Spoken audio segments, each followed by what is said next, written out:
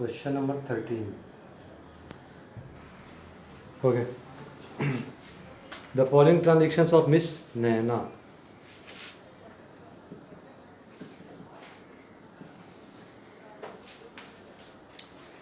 took place during the year ended 31st March 2014. Year end क्या बोला? मार्च 2014. यानी ये स्टार्ट कब हुआ होगा? अप्रैल में. ठीक है. अच्छा, आज हम लोग जो क्वेश्चन कर रहे हैं ना वो शेयर्स का कर रहे हैं. तो सबसे सिंपल चीज़ ये है कि आपको देखो, जब हम लोग इसका करते हैं, किसका, डिबेंचर्स का जब करते हैं, तो हम लोग को हर ट्रांजेक्शन में क्या कैलकुलेट करना पड़ता है? इंटरेस्ट कैलकुलेट करना पड़ता है. यहाँ पे वो चीज़ नहीं है. आप कोई भी ट्रांजेक्शन क्या क्या करते हैं हम लोग? ओपनिंग, क्लोजिंग, परचेज और सेल, इतना ही करते हैं ना. तो ये चारों टाइम हम लोग क्या कैलकुलेट करते हैं? इंटरेस्ट कैलकुलेट करते हैं. शेयर्स के टाइम पे आपको कैलकुलेट नहीं करना है. डिविडेंड दिया रहेगा तो कैलकुलेट करना है, अदरवाइज नहीं करना है. ठीक है. तो देखो अभी डेट दिया, ट्रांजेक्शन दिया 12 अप्रैल.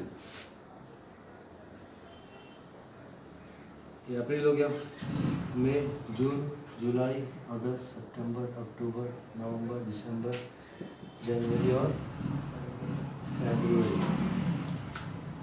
12th April, purchase 1 lakh equity shares of 10 each in ABC Limited at for 50 lakh. चलो, तो P for purchase. कितना परचेज किया? बात नहीं करो बीच में. 1 लाख है ना. अच्छा, फेस वैल्यू कितना है? 10 रुपये है. और इसका मार्केट प्राइस क्या है? 50 लाख. ठीक है. ओके. फिर 15 मई यानी अगले महीने में 15 को क्या किया है यहाँ पे? Bonus issue. जानते हो बोनस इशू क्या है?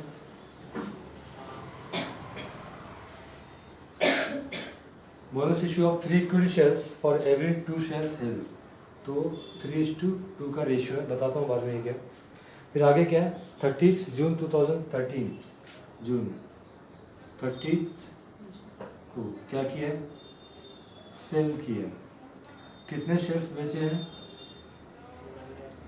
1,25,000 शेयर्स बेचे. ठीक है. For 20 each. बोनस शेयर बेचा, उससे मतलब नहीं, खाली शेयर्स लिखेंगे हम लोग. एट द रेट कैसे बेचा है? 20 रुपये में. ठीक है. Prepare equity share in ABC limited account in the books of miss Naina for the year ended 31st मार्च 2014. बहुत सिंपल सा नहीं है, बहुत छोटा नहीं है. देखो, ये 3 ट्रांजेक्शन है. इतने शेयर्स क्या किए? बेचे हैं, है ना. यहाँ पे क्या किया? परचेज किया. और ये बोनस है. इसके बारे में डिटेल में बताता हूँ अभी. फिलहाल और कुछ लिखने की जरूरत नहीं है. डिविडेंड वगैरह कुछ दिया नहीं है. चलो ठीक है, इतना लिख लो पहले. ओके. तो नैना ने कहाँ इन्वेस्ट किया? ABC कंपनी में इन्वेस्ट किया. क्या खरीदे उसके? इक्विटी शेयर्स खरीदे. चलो, अभी ओपनिंग वगैरह कुछ दिया नहीं है. 12 अप्रैल दिया है. और ये 12 अप्रैल क्या होगा? 2013 होगा, है ना. तो 12 अप्रैल 13 परचेज किया. मतलब क्या? कैश और बैंक. P for purchase. कितना इक्विटी शेयर्स है? 1 लाख. तो यहाँ पे कितना लिखेंगे? 10 लाख. क्यों? क्योंकि एक शेयर की वैल्यू कितनी है? 10 रुपये. तो 1 लाख शेयर्स की वैल्यू कितनी हो जाएगी? फेस वैल्यू कितनी होगी? 10 लाख होगी. ठीक है. डिविडेंड नहीं कैलकुलेट करना है. कॉस्ट कितना है इसका? 50 लाख. ठीक है. ये हो गया. फिर बोनस इश्यू हुआ. आप लोग ने 12th में पढ़ा होगा. ठीक है. जितने भी इक्विटी शेयर होल्डर्स होते हैं ना, उनको क्या मिलता है? बोनस मिलता है. कंपनी जो भी प्रॉफिट अर्न करती है ना, जो भी कंपनी के प्रॉफिट होती है, वो सारा प्रॉफिट एज अ डिविडेंड नहीं बांटती है उस ईयर में. कुछ प्रॉफिट क्या करती है कंपनी? रिजर्व रखती है. तो उसको हम लोग, आज तक नाम तुम लोग का आया होगा, जनरल रिजर्व, या फिर उसको क्या बोलते थे? Reserve fund. तो ये सब क्या होते हैं? ये प्रॉफिट होते हैं, है ना. कौन से प्रॉफिट होते हैं? अक्यूमुलेटेड प्रॉफिट होते हैं. कंपनी जो प्रॉफिट अर्न करती है उसमें से कुछ पार्ट, लेट कंपनी ने क्या किया? 50,000 प्रॉफिट अर्न किया, है ना. उसमें से समझो 40,000 कंपनी ने क्या किए? एज अ डिविडेंड बांट दिए. किसको डिविडेंड देते हैं? इक्विटी शेयर होल्डर्स को और प्रेफरेंस शेयर होल्डर्स को. तो दोनों को मिला के 40,000 बांट दिए. तो ये बचा जो 10,000 रुपया, इसी को बोलते हैं रिजर्व फंड या फिर जनरल रिजर्व. है, समझिए। और ये ओवर द ईयर क्या अक्यूमुलेट होकर एक बड़ा अमाउंट हो जाता है, ठीक है। फिर इसको हम क्या करते हैं, समझो 20 साल तक ये जमा किया, तो 20 साल में कितना हो जाएगा, 10,000 है, तो 20 साल में कितना हो जाएगा, 2 लाख हो जाएगा, है ना। तो अब ये 2 लाख किसी बिजनेस में इन्वेस्ट करोगे, तो जब बिजनेस में इन्वेस्ट करोगे तो ये पहले प्रॉफिट का पार्ट था, अब बाद में क्या हो जाएगा, ये कैपिटलाइज हो जाएगा। तो ये जो कैपिटल है इसके ही शेयर्स मिलते हैं किसको, जो एग्जिस्टिंग शेयर होल्डर्स होते हैं उनको फ्री में मिलते हैं।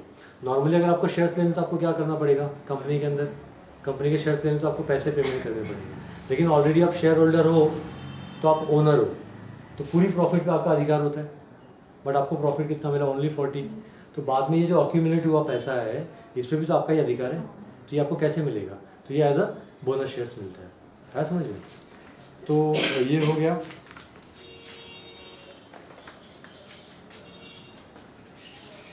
अच्छा, बोनस शेयर्स कैसे बांटते हैं, रेशियो में बांटते हैं, है ना।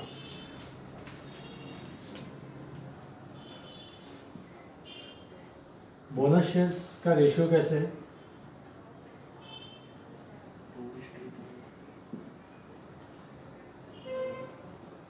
ओरिजिनल शेयर्स, हर 2 ओरिजिनल शेयर्स के लिए कितने बोनस शेयर्स मिलेंगे, 3 बोनस शेयर्स मिलेंगे, बराबर ना। यही लिखा ना यहाँ पे, देखो ABC limited made a bonus issue of 3 equity shares for every 2 share head.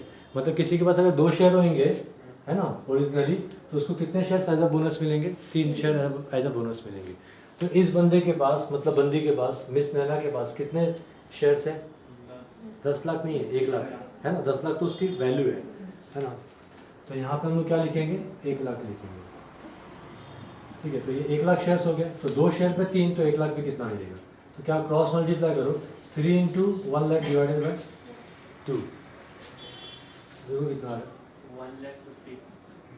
1,50,000 पक्का। तो नैना को कितने शेयर्स फ्री में मिलेंगे, 1.5 लाख शेयर्स फ्री में मिलेंगे। तो जब शेयर्स मिल रहा है यानी एक तरह से क्या हो रहा है, उसको हम लोग परचेस कर रहे हैं, शेयर्स आ रहे हैं हमारे पास, तो कहाँ लिखेंगे, डेबिट साइड में। डेबिट व्हाट, कम सी। कभी मिल रहा है ये बोनस शेयर्स, 15 मई को, 15 मई 2013 टू बोनस इश्यू लिखो या फिर बोनस शेयर्स लिख दो, ठीक है। क्या लिखा है लोगों ने, बोनस शेयर लिखा है, चलो ठीक है, बोनस शेयर लिखो, है ना।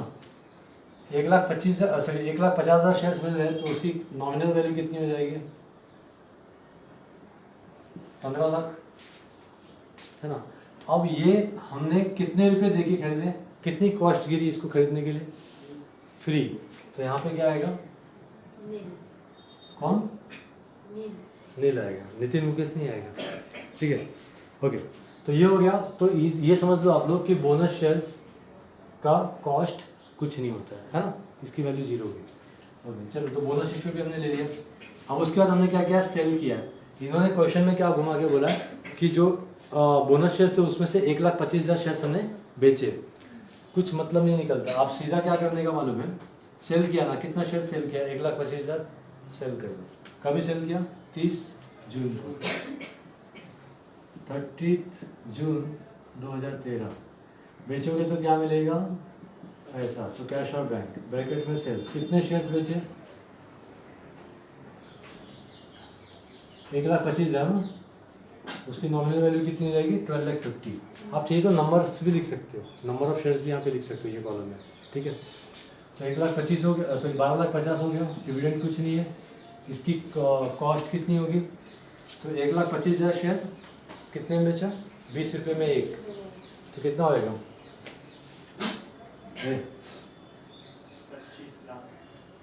25 लाख, ठीक है।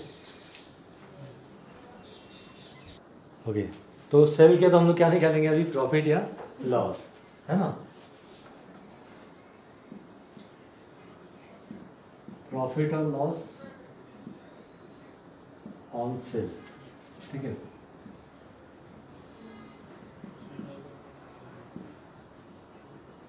सेलिंग प्राइस कितनी है, 25 लाख। इसमें से लेस क्या करेंगे, कॉस्ट प्राइस कैसे निकालते हैं?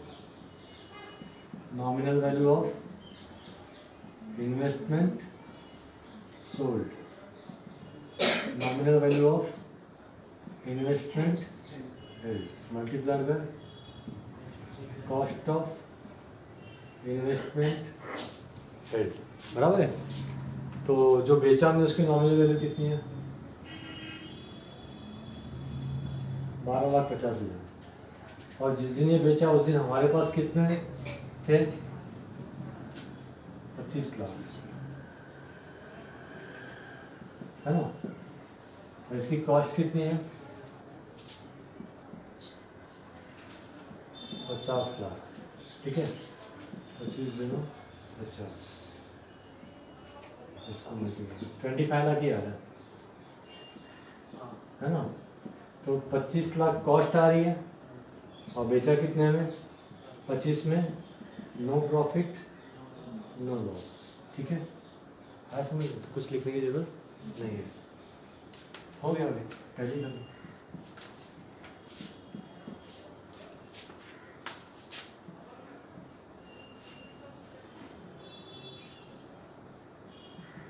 $25 लाख, 25 लाख ऊपर 12.5, तो नीचे कितना आएगा? 12,50,000, ठीक है। यहाँ पे कितना लिखेंगे? 50 लाख, ठीक है। 25 लाख माइनस किया तो बचा कितना? 25 लाख। ईयर एंड क्या है? मार्च है ना। 31 मार्च 2014।